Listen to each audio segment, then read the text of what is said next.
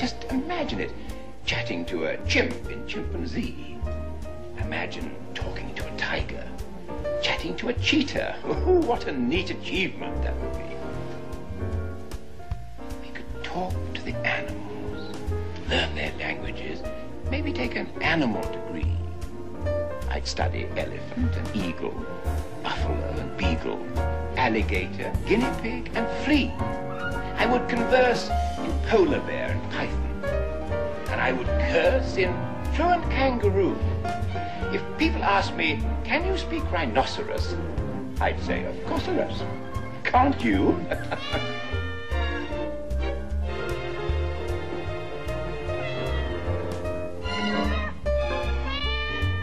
I conferred with our furry friends, man to animal.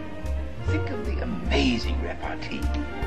If I could walk with the animals, talk with the animals, grunt and squeak and squawk with the animals, and they could talk to me.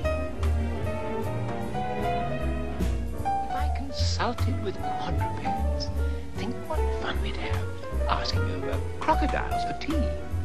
Or maybe lunch with 2 or 3 lions, walruses or sea lions. What a lovely place the world would be.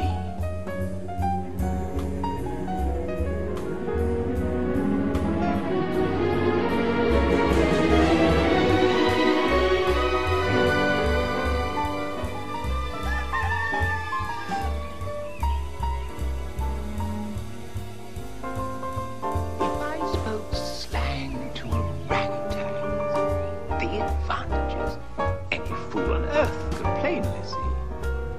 Discussing Eastern art and dramas with intellectual llamas, that's a big step forward, you'll agree.